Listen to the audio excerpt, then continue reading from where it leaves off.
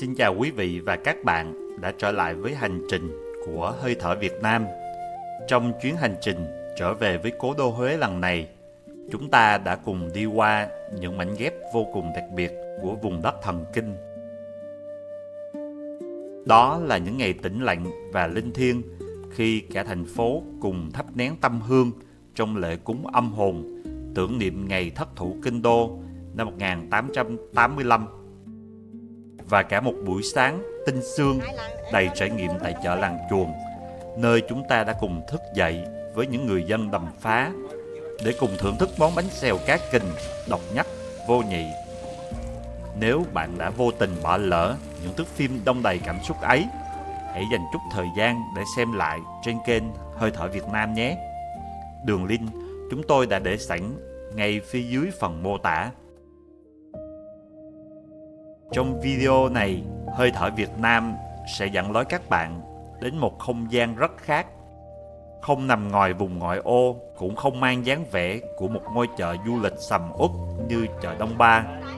Chúng ta sẽ ghé thăm chợ Tây Lộc, một ngôi chợ dân sinh đích thực nằm nép mình ngay bên trong lòng kinh thành Huế. Tây Lộc không hoa lệ, nhưng nơi đây ôm trọn cả một khoảng trời đời sống thường nhật của người dân cố đô. Ở ngôi chợ này, mỗi góc nhỏ đều tựa như một bảo tàng sống động. Từ những mẹt rau vườn xanh mướt còn đọng sương mai, những rổ cá tươi rói mang vị ngọt của Đầm Phá, cho đến thế giới của những chum mắm Huế đậm đà, dậy mùi ký ức. Và tất nhiên không thể thiếu một góc ẩm thực chợ quê đầy quyến rũ, với những món ăn dân dã, quen thuộc, gắn liền với bao thế hệ người dân Kinh Kỳ. Hãy cùng chúng tôi bước vào chợ Tây Lộc để lắng nghe, để cảm nhận và để chạm vào từng nhịp đập mộc mạc nhất trong hơi thở đời sống của người Huế. Nằm nép mình ở phía tây của hoàng thành Huế, chợ Tây Lộc sở hữu một vị trí vô cùng đặc biệt khi được ôm ấp bởi 4 con phố mang tên những doanh nhân, với cổng chính hướng ra mặt đường Nguyễn Trãi tấp nập, còn 3 mặt còn lại của chợ giáp với các tuyến đường Thân Trọng Một, Lê Đại Hành và Đạm Phương. Chính sự bao bọc của không gian kinh thành cổ kính đã vô tình tạo cho Tây Lộc một bầu không khí rất riêng, vừa có cái lao xao bận rộn của nhịp sống hiện đại, lại vừa vương vấn nét thâm trầm xưa cũ của mảnh đất cố đô. Chợ họp từ lúc bình minh vừa ló rạng cho đến khi phố xá lên đèn. Ở Tây Lộc, người ta có thể chứng kiến hai dòng chảy thời gian, hai cuộc sống hoàn toàn khác biệt cùng trong một ngày. Buổi sáng, nơi đây mang trọn vẹn dáng dấp của một ngôi chợ dân sinh mộc mạc. Đó là lúc đất trời ban tặng cho chợ những mẹt sản vật tươi sống, những thức quà quê chân phương và những món đồ gia dụng thiết yếu phục vụ cho từng nếp nhà của người dân Kinh Kỳ. Thế nhưng, khi kim đồng hồ chuyển sang giờ chiều, Tây Lộc lại khoác lên mình một chiếc áo mới đầy cá tính. Ngôi chợ bỗng chốc biến thành khu chợ trời, đồ si sầm uất và có tiếng bậc nhất xứ Huế. Những sạp hàng chất đầy quần áo, giày dép, túi xách second hand được mở ra, biến nơi đây thành điểm hẹn quen thuộc của những tín đồ mê săn đồ cũ. Không phân biệt độ tuổi, người ta đến đây để tìm kiếm những giá trị cũ kỹ nhưng độc đáo, tạo nên một nét văn hóa giao thương đầy thú vị và sinh động giữa lòng cố đô.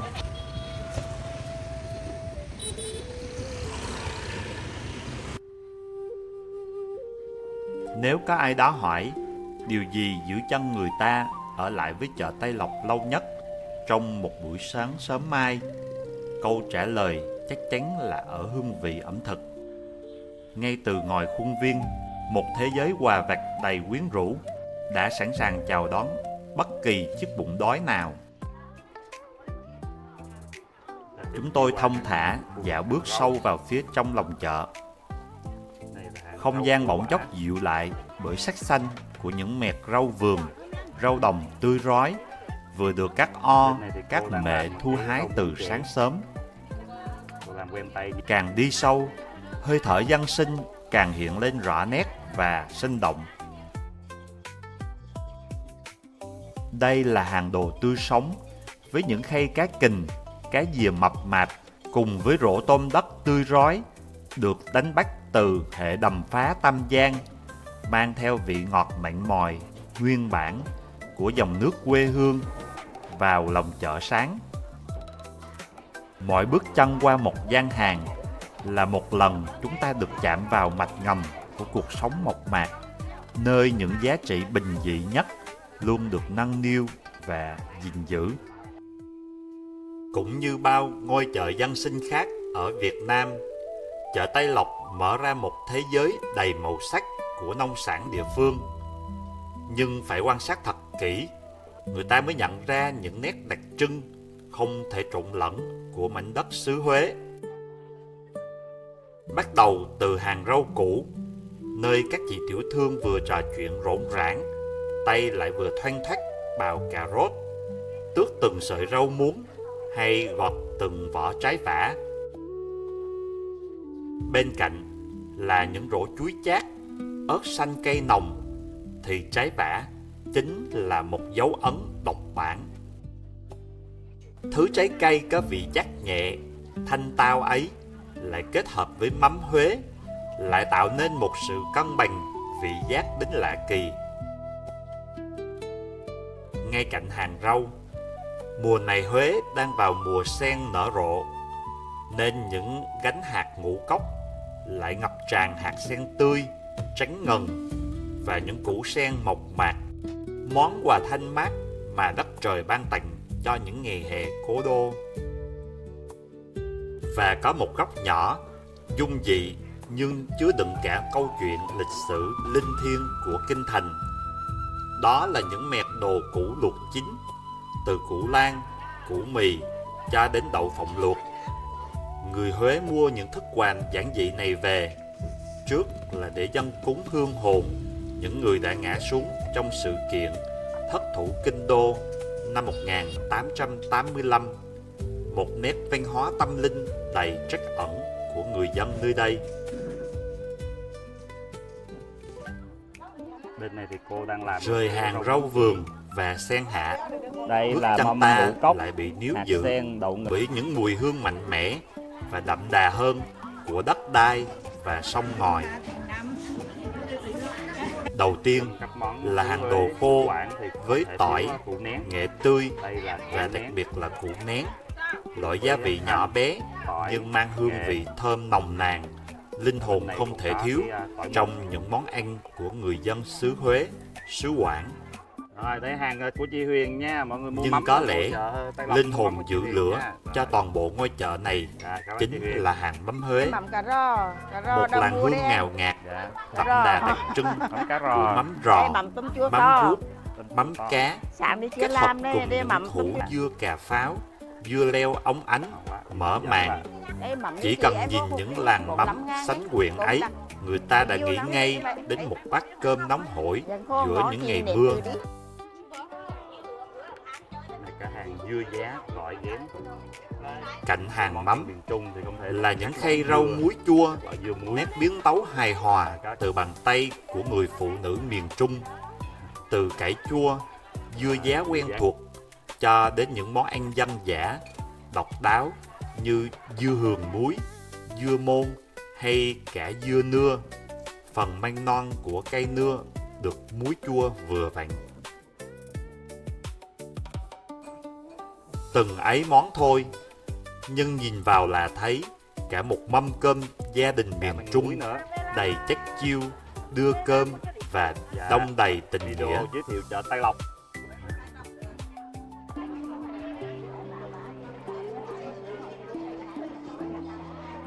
Chính cái không gian đông đầy hương vị bản địa ấy đã biến Tây Lộc Đây có một cái hàng trở thành bán, một địa điểm lý tưởng cái cho những ai muốn tìm hiểu về văn hóa Huế.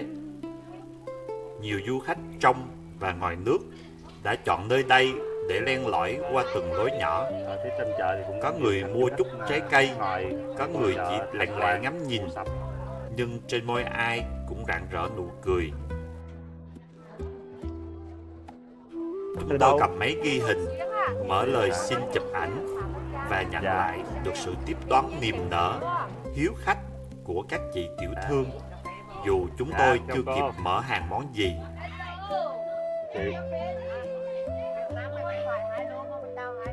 Món gì Ghé là vào ngon chị? hàng vui giá, khi hỏi chị bán hàng rằng đến Tây Lộc thì nên ăn món gì nhất, chị liền cười xòa rồi hào hứng kể cho chúng tôi nghe cả một danh sách dài các món ngon trong chợ. Dạ, em cũng hy vọng. Và theo lời gợi ý đầy ngọt ngào ấy, điểm dừng chân tiếp theo của chúng tôi chính là một gian hàng nhỏ, nơi có món ăn gói gọn cả sự tỉ mỉ lẫn vị ngon dân dã của mảnh đất này. Bước chân vào khu ẩm thực của chợ Tây Lộc, bạn sẽ ngay lập tức rơi vào một trận đồ bát quái của những hương vị và màu sắc. Nhìn quanh một vòng, món nào cũng như đang phải gọi. Từ bún bò, bún thịt nướng, bánh cuốn quen thuộc, cho đến hàng cháo vịt, cháo lòng nghi ngút khói. Dạ. Thậm chí có cả những món ăn mộc mạc mà vô cùng đưa miệng, như bánh ít tôm thịt hay nồi cháo gạo lứt ăn kèm với cá nục kho đậm vị miền Trung. Cháo gạo lứt ăn với cá nục. Dạ. Đây là hàng bán. Đứng trước một thiên đường như thế này, chúng tôi đã tự tin đặt ra cho mình một cái thử thách. Hôm nay quyết sẽ ăn sập chợ Tây Lộc. Nhưng nhìn quanh thì món nào cũng ngon, món nào cũng cuốn hút. Liệu cái bụng này có chịu nổi không đây? Chị có hay đi chợ Tây Lộc không chị? Hay đi chợ, hay ăn ở chợ không chị? Ngày mua đi ăn hàng hết. Dạ. Mà miệng phí đấy. Dạ. Giờ Tây Lộc nó có 12-15 vé ngắn. Dạ, quá ngon hả chị? Những giò đạo á. Dạ. Rồi, chúc chị ngon miệng ạ. Dạ rồi. Dạ, chào chị. Cho em một tô cơm hến. Rồi. Mà chị chắc có Em vừa ăn vừa thôi. em ăn cơm hến chị làm cơm hến khô nghe rồi. Dạ. À, Này là món gì chị? cơm hến là gồm có rau này. Dạ. Rau sống này, rau sống này là gồm sắc với món ngọt, với là rau thơm, với bắp chuối. Dạ. Ăn gì bỏ cơm. Dạ, rau thơm, khế. Dạ. Vì tô cơm hến này rất là đủ sản phẩm. Cái nước là nước gì chị nhỉ? Đây là nước ruốc. Nước ruốc. Nước ruốc. Tương ớt, Tương ớt, nước mắm chua ngọt. mắm chua ngọt. Rồi. Đậu phụng dầu điều. Dạ. Đây là tọp mỡ, da heo, mì sợi giòn và sau đó là hến rải lên. Rồi. Đây là tô cơm hến đặc sản của Huế, chợ Tây Lộc nghe. Rồi. Ăn kèm với là trộn điều. Rồi. Trộn điều là ăn với kèm với nước hến. Rồi một mình một bún mang về. Rồi đợi em Nước luộc hến. Rồi ăn kèm với nước hến ấy. Dạ. Để mở màn cho trận chiến, chúng tôi lựa chọn cơm hến, món ăn mang tính biểu tượng và đậm chất Huế nhất. Và bạn có tin được không, một tô cơm hến đầy ắp, rực rỡ màu sắc như thế này chỉ có giá 13.000 đồng. Vừa ngon, vừa no, lại vừa rẻ đến ngỡ ngàng. Quá hấp dẫn luôn. Dù ngồi ăn ở một góc chợ dân sinh bình dị, nhưng sự chỉnh chu và tinh tế trong cách người Huế kết hợp nguyên liệu thì không hề giảm bớt. Cơm hến. Hãy nhìn tô cơm xem, có biết bao hương vị đang hòa quyện. Cái thanh mát của rau sống với thơm môn ngọt, bắp chuối bào, khế chua, vị bùi béo của đậu phộng rang và đậu phộng trộn dầu điều óng ánh. Chút đậm đà đặc trưng của nước ruốc, nước mắm chua ngọt, rồi đến hến xào thơm lừng hành phi, da heo chiên giòn rụm, và cả mì xào giòn tan.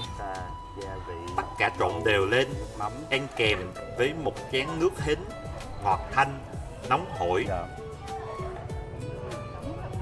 Nước bột hến. Ngồi dưới lòng chợ, vừa nhâm nhi muỗng cơm cây nồng, Ráng rồi gì ạ? vừa nghe các o, các mẹ trò chuyện bằng chất giọng Huế ngọt liệm. Dạ. Đó là một trải nghiệm hòa nhịp với đời sống tuyệt Dạ, Tây Lộc vời mình có món ăn mà gì không nữa? nhà hàng sang trọng nào có được. Món gì đặc trưng Huế anh gì?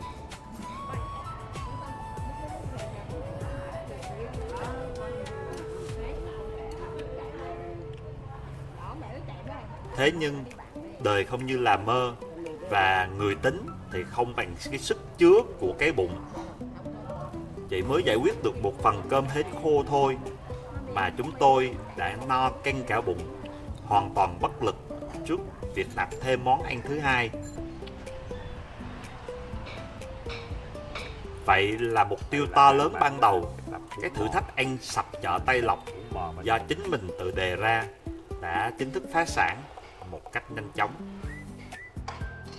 Mới thấy dạo một vòng quanh chợ quê chẳng cần phải cao lương, mỹ vị, chỉ cần một món ăn dân dã đong đầy cái tâm của người nấu đã đủ khiến cho hành trình của bạn đã trở nên no nê và trọn vẹn lắm rồi. Sau khi thưởng thức món cơm hến thì bây giờ bụng tôi nó cũng đã no rồi. Mình sẽ tiếp tục đi dạo một vòng chợ tham quan xem có món gì nhẹ nhàng hơn một chút không. Tô cơm hến 12.000 rất ngon.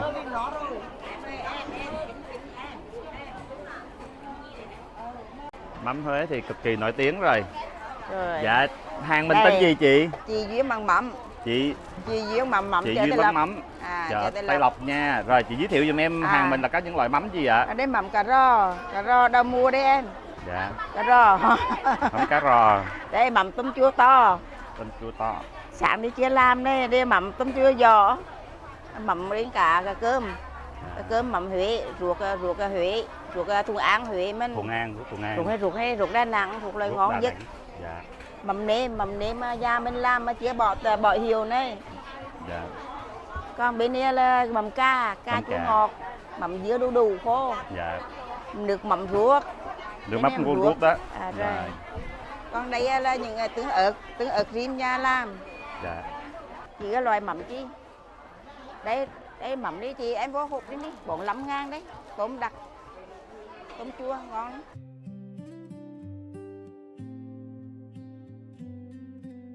Một buổi sáng tại chợ Tây Lộc khép lại, khi cái bụng đã no căng Dạ. và tâm hồn thì đông đầy những thanh âm mộc mạc của đời sống dân sinh. Khi nắng trưa bắt đầu đứng bóng, ngôi chợ tạm lắng lại. Sau một buổi sớm mai nhộn nhịp, nhường chỗ cho những giây phút nghỉ ngơi bình yên của các o, các mẹ.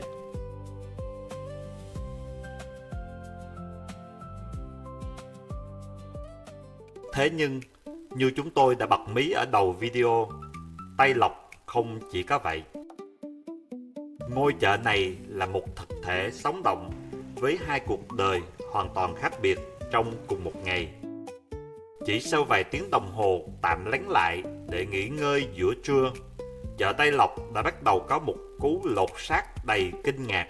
Khi kim đồng hồ vừa chạm ngưỡng 2 giờ chiều, cái nắng gắt của miền Trung bắt đầu dịu lại. Cũng là lúc một nhịp sống hoàn toàn mới chính thức thức giấc. Không còn là không gian của rau củ hay tôm cá đầm phá như buổi sáng. Không gian chợ lúc này được lấp đầy bởi những thanh âm vũ đồ lặt soặt, những tiếng cười nói rộn ràng của các bạn trẻ và cả những tiếng mời chào đầy hào hứng. Ba bộ trăm kẻ nữa em ơi. Có lừa bé gái bé trai ba bộ trăm này. Khu chợ trời, đồ si lớn nhất và nổi tiếng bậc nhất cố đô đã chính thức lên đèn. Đến Tây Lộc vào buổi chiều, bạn mới thấy hết cái nét cá tính và năng động ẩn sâu vẻ trầm mặc thường ngày của Huế. Từng sạp hàng, từng lối đi giờ đây đã ngập tràn quần áo, giày dép và túi xách second hand đầy màu sắc. Gọi là chợ đồ cũ, nhưng nơi đây lại có một sức hút kỳ lạ, không phân biệt độ tuổi. Từ những cô chú lao động muốn tìm một chiếc áo bền chắc cho buổi làm việc ngày mai, cho đến các bạn trẻ mê phong cách vintage, muốn săn lùng những món đồ độc nhất vô nhị với mức giá rẻ như cho. Người ta len lỏi, người ta lập dở, kiên nhẫn kiếm tìm. Đi chợ Si Tây Lộc không chỉ là đi mua sắm, mà đó đã trở thành một cuộc phiêu lưu đầy thú vị, nơi mọi món đồ cũ đều ẩn chứa một câu chuyện đang chờ người đến lật mở.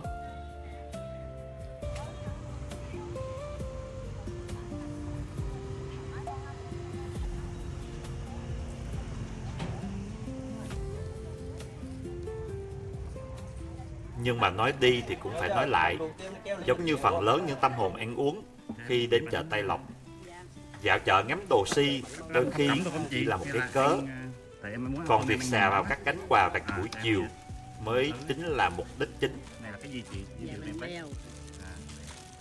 Khi cái bụng vừa kịp tiêu đi cảm giác no nê của tô cơm hến buổi sáng, khứu giác của chúng tôi một lần nữa bị đánh gục bởi mùi nước mắm thơm lừng và làn khói nghi ngút từ một gánh bánh Huế bên lối đi. Không cần phải tính đo lựa chọn, chúng tôi gọi ngay một đĩa thập cẩm để thưởng thức trọn vẹn cái thức quà chiều. Gọi là đĩa ăn xế, nhưng mỗi loại bánh chỉ xếp 2 cái thôi đã thấy đầy ắp đĩa rồi. Hãy nhìn sự kết hợp tài hoa này xem. Cái mềm mướt của bánh bèo, bánh ướt, cái dẻo thơm đậm đà thịt tôm của bánh nậm, và đặc biệt là sự đối lập thú vị của bánh ram ít, vừa dẻo quánh phía trên, vừa giòn rụm phần đế bánh. Tất cả được ăn kèm với chút rau thơm và chan ngập thứ nước mắm pha nhạt, ngọt thanh, đặc trưng của người Huế. Dạ, em ăn cay.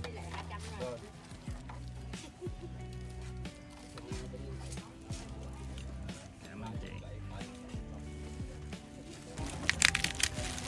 Cho cái bánh tôm nữa hả chị?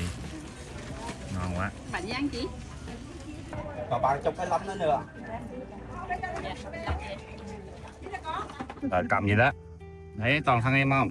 Một kỷ niệm vô cùng đáng yêu tại Ăn chợ vặt Tây buổi Lộc chiều.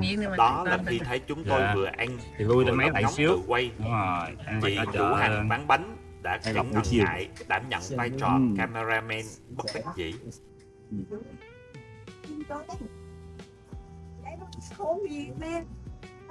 Mỗi ngày chị bán giờ nào chị? Giờ này thôi hay là buổi sáng? 2 giờ mới bán. Chị vừa phụ bấm máy, vừa cười nói đon Bữa đả. bỏ nghề cho đi quay phim Bánh đó. ăn vào không chỉ ngon vì hương vị, mà còn đượm cả cái tình, cái nghĩa đồng hậu của người con xứ Thần Kinh. Trời này nóng quá chị nhỉ? Kết quả là sau cái đĩa bánh ấy, cái bụng của chúng tôi lại rơi vào cái trạng Cái thái gì báo mưa no luôn. quá no luôn. 2 lần đặt thử thách ăn sạch chợ là cả 2 lần chịu đầu hàng trước sự hào phóng và đầy đặn của các món ăn nơi đây. Hỏi một đời nghe. Em mốt tưởng nghề đi quay phim, đi chợ quay phim.